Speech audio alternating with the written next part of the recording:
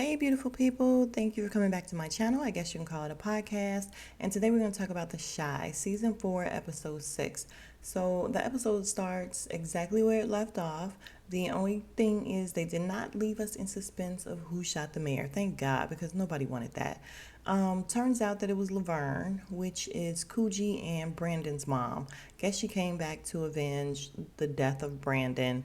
A little disjointed in the writing for me. I wish it could have been somebody a little more closer to the story. It didn't necessarily have to be Rosalind or Gemma's dad like we probably would have thought it was, but it still definitely could have been someone a little closer to the storyline to make it a little more believable and a little more, I don't know, it was just a little disjointed for me. But they saved the mayor. The mayor did not die. Then we see Kevin, Gemma, and Jake in the classroom. And Gemma and Jake, with their little disrespectful asses, were just having all the fun. They're talking and laughing across the desk, and Kevin sees it because he sits right behind Gemma. So he hits Jake with a pen. He throws it at him, and Jake doesn't turn around, but Gemma gets up and grabs the pencil or pen and puts it on his desk, and she's like, "Don't." And I'm like, "Girl, sit down." Then I had to keep reminding myself, this is a little girl. This is a little girl. You are just way too invested in their little love triangle. Like, stop. So it ends up that he's like, "So you're just gonna," Kevin asks Jake, "you're just gonna ignore me?" And Jake is like, "Ain't nothing to say, nigga." He's like, "Don't call me that." And he punches Jake. And at that time, the teacher comes around and he's trying to stop them. Kevin accidentally punches the teacher as well. And the teacher's bleeding, and everybody's looking like, oh shit. And yeah, Kevin messed up bad this time. So then we have Papa and Maisha. They're having lunch, and he's telling her how he's ready to quit the podcast because no one's listening. And you guys, allow me to go off subject. Well, not off subject, but just away from the show for 1 second because I can feel him on this. When you first start something, you want instant gratification. Like, you want it to be picked up. You see all these other people doing well at it, and you're like, oh my God, I should be able to do that. You know, nobody's listening. I'm only getting 11, 12 views or whatever, and I'm okay. You know, why am I not getting views? And like she told him, it doesn't happen overnight. And you guys, I've had so many days where I've been like, I'm done with this because literally no one is listening. And I have awesome people like my daughter, my nieces, Miss Misha. Please allow me to give her a shout out because she has been very instrumental in me continuing to do this. She's been very instrumental, as well as my family members, and I appreciate her so much. And she gave me a shout out yesterday, and oh my God, she's one of my favorite YouTubers, so it meant a lot. Like, I appreciate her so much, Miss Misha. If you are watching, thank you, thank you, thank you again. And for everyone, all of my 70 subscribers. And listen, I'm not saying it like it's nothing because it's huge. It's more than what I had. So I appreciate her. But if anyone is not subscribed to her, you should definitely go and subscribe to Miss Misha IMO, and I am going to put her information in my description box. Thank you again. So back to the show. Papa's telling her that he doesn't want to continue. She's like, go ahead and continue. You know, it's not going to happen overnight. He tells her he's been, trying to get Lil Rail, and he's like, I should get Chance. And she's like, yeah, Chance love the kids. So I thought that was funny because Chance does love the kids. And then he's just like, she's like, well, you're not doing this for clout. You're doing it because you're trying to reach the community. And basically, Papa's kind of doing it for clout, which we find out when she gets a text, and she's like, yeah, somebody wants to feature me in the magazine. So I guess her raps are going viral. So they want to feature her. And he's like, oh, great. And she can pick up on the fact that he's not that happy. And she's like, really? And he's like, well, yeah, no, I'm happy for you. I was just, hoping that I could get kind of some shine too. And Papa, don't be like that. Like, your time will come. You can't hate on other people. You definitely have to be happy for other people, or else it's just not going to happen for you. And I didn't like that. I didn't like to see him in that capacity. But she tells him, well, my shine is your shine. And we'll see what happens with that later. Then we have Kevin at home, and he's telling the parents that he was suspended indefinitely.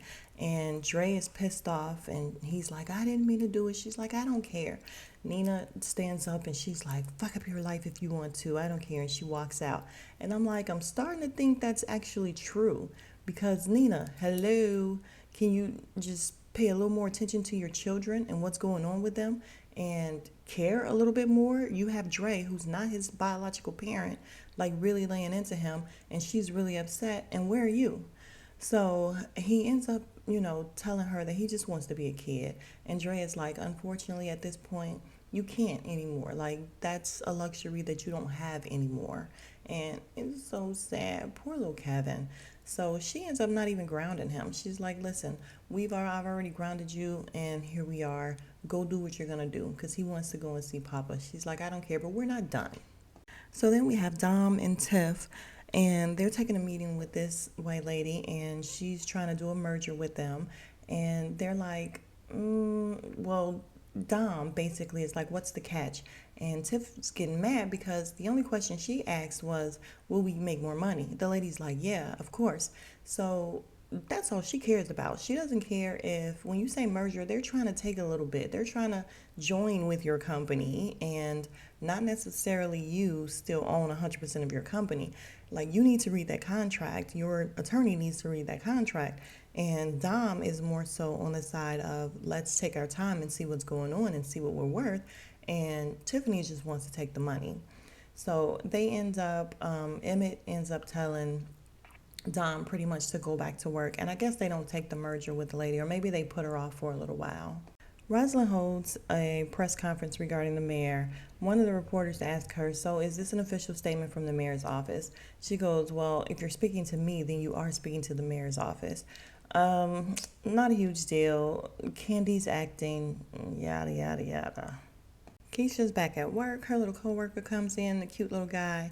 He asks her what she has. She's like, what? He's like, what'd you have, boy or girl? She's like, a boy. And what's his name? Well, I didn't name him. The parent, the adoptive parent is going to name him. And it's so cute because he likes her. I like him, guys.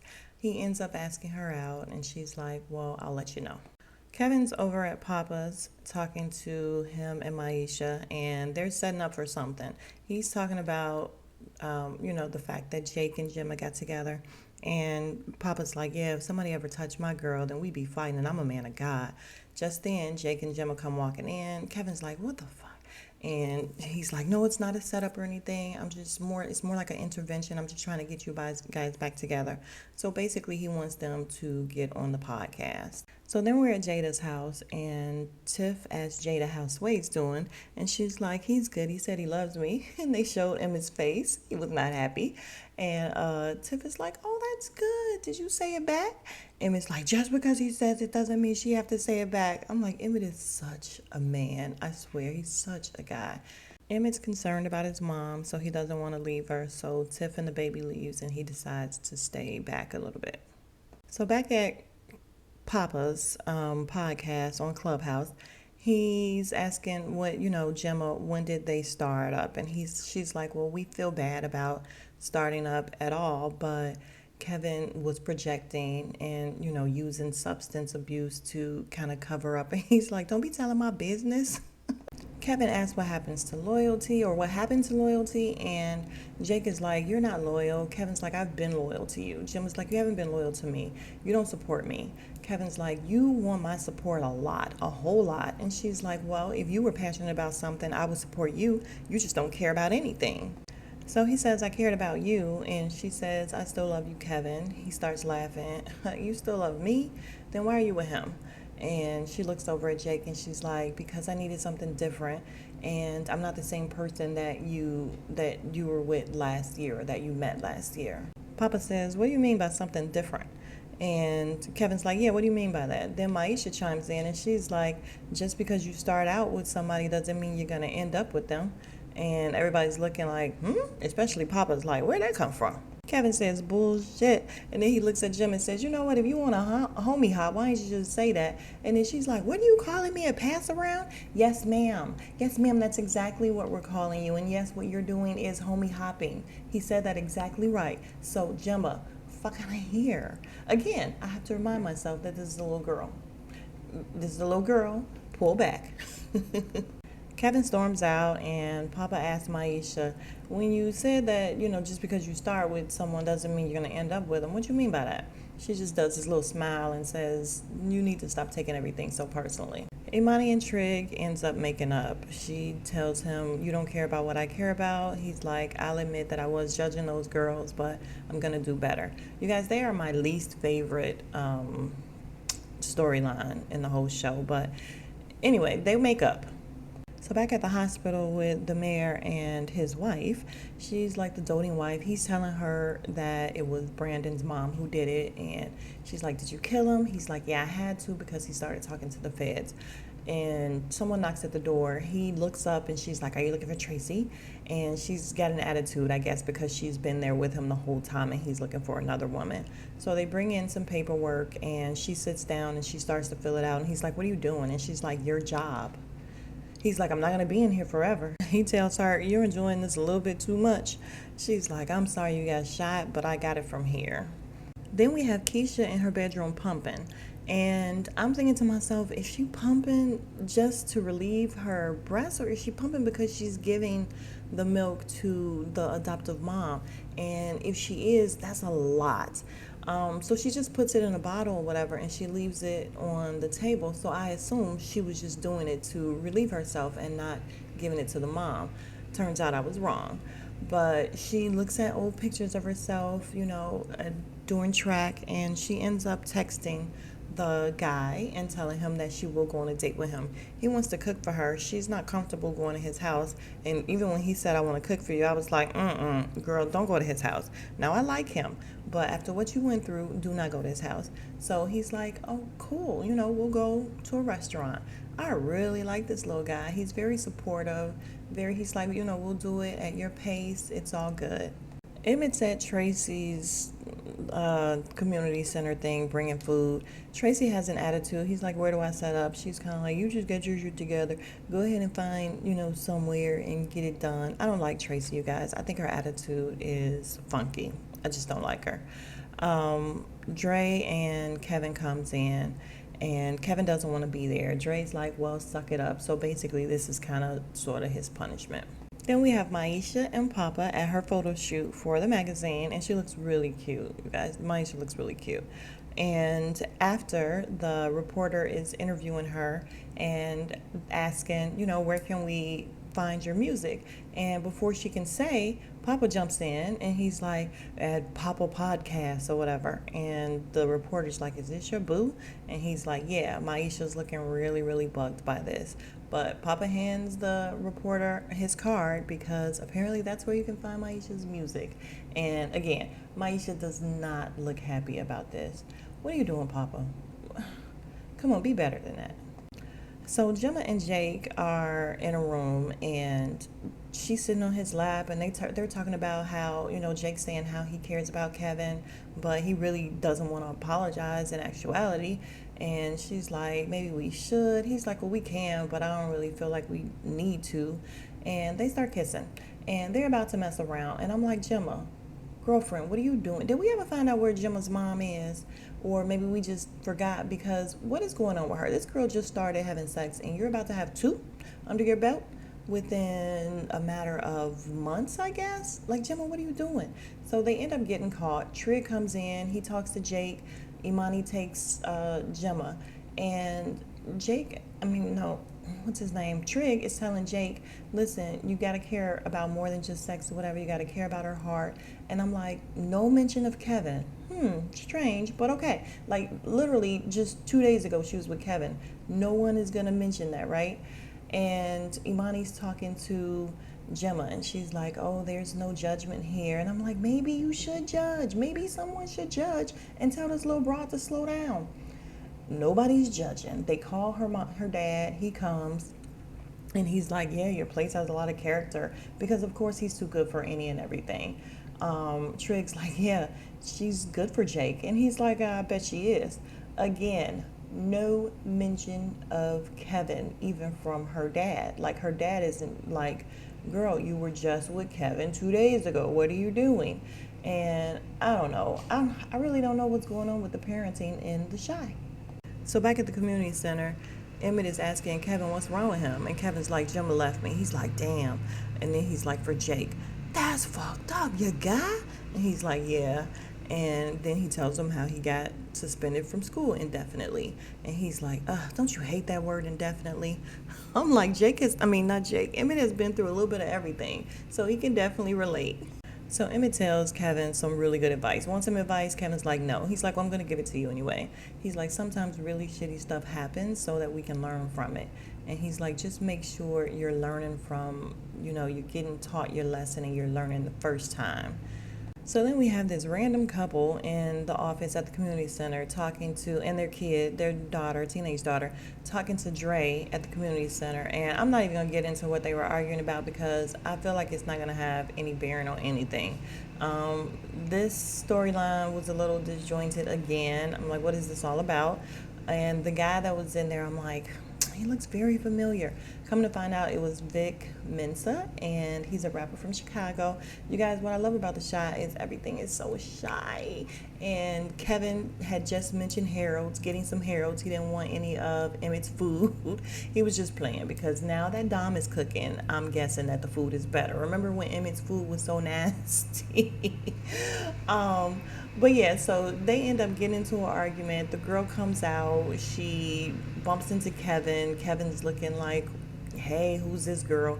Emmett tells him sometimes the best way to get over someone is getting under someone. And I'm like, Emmett, shut up. Have you not learned? Emmett. So Maisha and Papa are eating, and she's telling him that, he just kind of stepped on her day. And he's like, well, I just wanted to, plug the podcast. And she's like, yeah, but it was my day to shine. And he's like, so you have a problem sharing your shine with me? And she's like, no, but this was my day. And he's like, well, you want me to be in your shadow? And she's like, well, you didn't have a problem when I was in your shadow.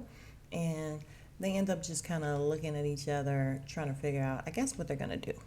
So then we have Dre and Jada sitting on Jada's stoop, and she's just pretty much crying about the fact that she doesn't get to, kind of just be weak for herself. She's constantly trying to be strong for everyone else. She starts crying. Dre hugs her. At this time, we pan to Nina sitting in a car stalking, and she calls Dre. Dre doesn't answer. She's like, son of a bitch. Then Dre texts back that she's in a meeting, and she's like, oh, she is freaking lying. So she ends up going to a bar and seeing the Brat, and the Brat talks to her. They have some cocktails, and they end up going back, I guess, to the Brat's place. And I'm like, okay, Brat, openly gay and openly playing gay all on this TV show, kissing and all that. It was quite the way. It was different seeing the Brat like that, but I mean, we all knew, so it's fine. But they end up doing whatever. She goes back home, and Dre is like, what's going on with you? I'm here for you, that sort of thing. And she's like, yeah, right. Dre's like, what are you talking about? And she's like, yeah, I saw y'all. And she's like, what do you mean? You've been following me? And she's like, yeah, I saw you and Jada, whatever. And Dre just breaks down and is like, she has cancer and she's crying. And Nina knows she fucked up. So she went over and she's hugging her. And it was really touching because I felt so bad for Dre because that was really the first time she was able to take it all in and get some comfort for herself. She has been so busy trying to comfort, Emmett and trying to comfort Jada that she hasn't really had a chance to take it in. But at this point, Nina knew. She knows she done fucked up now. You know you done fucked up now, right? Then we have Keisha giving the pumped breast milk to the adopted parent, and the son is there, and they're not showing him or anything. He's in the car seat, and I'm just like, that's too much. I guess it's an open adoption, but that's too much. I'm sorry, I can't. If I'm gonna give you my baby, I can't give you my breast milk too. Like, I guess that was in their agreement of what they were going to do, but that's just a lot to ask of her, and it's a lot for her to do. So she ends up asking what's the baby's name, and the baby still isn't named yet. And I'm like, baby's not named at all yet. And she asked Keisha if she wants to hold him, and yes, Keisha wants to hold him. So she finally holds her baby. So then we cut to Papa having a conversation with Maisha. She comes in, he's like, good, we need to talk. So then he's telling her, I think that we should, not work together because, it's ruining our relationship or whatever. So let's just keep that separate. And she's like, yeah, you're right. I actually think we need to take some space, period. And then he kind of grabs her hand and she pulls away like, nah. He's like, I don't want to take space. And she's like, nah, we're going to take some space, and walks out. We have Keisha sitting on the couch and somebody comes up and scares her. And I'm like, why would Kevin play like that, knowing good and well this girl is probably jumpy? I know I would be jumpy after what happened to her, but it's a cute little scene. He's like, I heard you went on a date. Hopefully you fall in love before he finds out how moody you are. So they end up sitting down. He's like, I got something for you. And he hands her some baby shoes. And he's like, I figure you could still give them to him.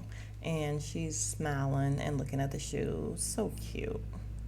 So Kevin decides he's going to get his shit together. So they're showing him he's getting his school clothes together. He's getting his book bag and everything together. Him and Dre go and speak to, I guess, the dean or principal. He gives the school an apology. The dean's like, yeah, we appreciate it. However, there's zero tolerance. You cannot go here anymore. And I'm like, poor Kevin just can't catch a break. Poor thing. Then we have Keisha coming downstairs to tell her mom, Lena. And I knew it was coming. As soon as she stood there, I said, oh, come on with it. Come on. It's about to happen. She says, Mom, I want my baby back. I knew it. And that was pretty much the end of the episode. So another good episode we have. And you guys, I'm sorry about the noise out there. That's my neighbor cutting the grass. But yeah, another good episode. So I will see you back here. Well, I'll be back later today for Married to Medicine. But we'll be back for the Shy next week. Thank you guys for coming back. If you have not subscribed, please subscribe. And I will talk to you guys soon. Smooches.